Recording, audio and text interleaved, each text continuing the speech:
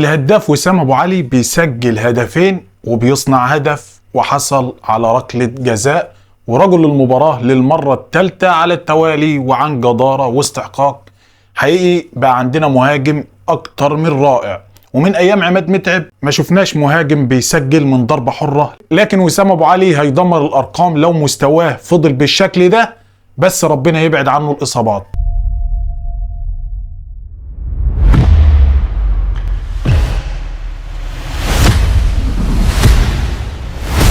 السلام عليكم ورحمة الله وبركاته، ازيكم عاملين ايه؟ يا رب تكونوا بخير. واحنا مش هنخلص بقى من نغمة التحكيم بيجامل الاهلي والمؤامرة على الزمالك، والحكام بيدوا الدوري للاهلي، والكلام اللي ملهوش اي 60 لازمة ده.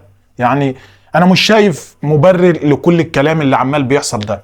بصوا معايا على الصورة دي، لحظة اعاقة وسام ابو علي، والصورة التانية من مباراة الزمالك والمقاولين لحظة إعاقة لاعب المقاولين العرب من أحمد فتوح.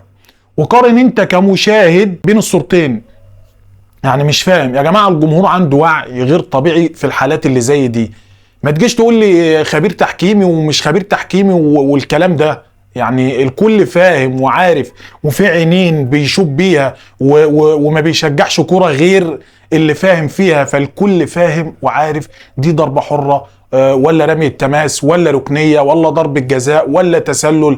وبعدين عاوز اقول حاجة لكل الناس اللي بتقول التحكيم في مباراة الاهلي وسيراميكا. الاهلي كسب 4-1، يعني كسب بسكور، فبلاش هبت علشان تعبنا. وانا كتير قلت ما بحبش اعلق على الحالات التحكيمية، لكن اللي بشوفه يخلينا اتكلم على التحكيم، والصورة ما بتكدبش. وانا معاك يا سيدي ان الاهلي اوقات التحكيم بتسنده وبتتحيز ليه، والزمالك نفس الشيء، يعني نفس الكلام. فبلاش النغمة اللي بقالنا قرن عايشينها، وبعدين انتوا سايبين يعني فرقتكم الخسرانة من المقاولين وجايين تتكلموا على ضربة جزاء اتحسبت للنادي الاهلي.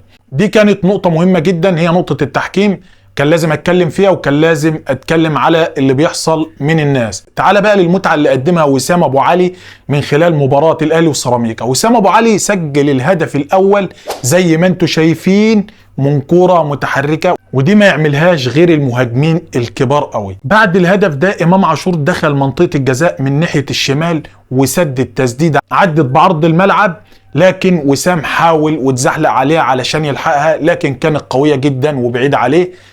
وده يقول لك ان وسام ابو علي ما بيشبعش من تسجيل الاهداف، ودي حاجة هتفيد الاهلي جدا الفترة اللي جاية، خصوصا لو الاهلي جاب مهاجم تقيل. الهدف الثاني من ضربة جزاء، وبرضه تسبب فيها وسام ابو علي، وكانت من كرة ميتة، لكنه عرف ياخد ضربة جزاء وسجلها امام عاشور، وكان نفسه بصراحة وسام ابو علي هو اللي يسجلها.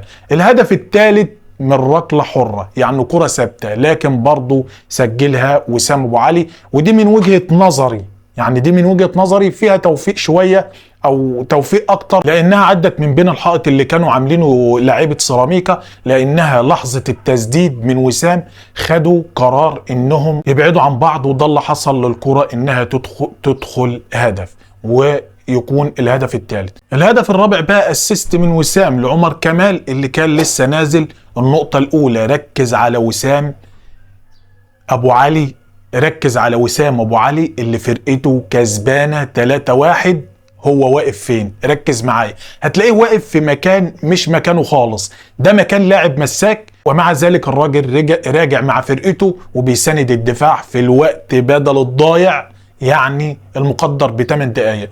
النقطة الثانية، لحظة استلامه للكرة اتصرف ازاي وبمنتهى السرعة، وقبل ما عمر كمال عبد الواحد يقع في التسلل عمل ثرو باص من اجمل ما يكون، حاجه للتاريخ فكرتنا بايام المايسترو الماجيكو محمد ابو تريكه. لعب الكره بوش رجله الخارجي وبالمقاس علشان يسجل عمر كمال الهدف الرابع. والحقيقه عمر كمال لاعب مجتهد وكان يستحق انه يسجل، والحقيقه جائزه رجل المباراه يستحقها وسام عن جداره واستحقاق بسبب الاسيست، حتى لو ما كانش سجل. ولو عملنا احصائيه لوسام ابو علي هتلاقيه في كل المباريات اللي لعبها ما ضيعش 3-4 فرص على بعض، ودي ميزه فيه انه بيسجل من اقل فرصه وايجابي جدا على مرمى الخصوم. واشوفكم في فيديو جديد، وما تنساش تدعمني بلايك واشتراك في القناه وتفعيل زر الجرس لو تكرمت. والسلام عليكم.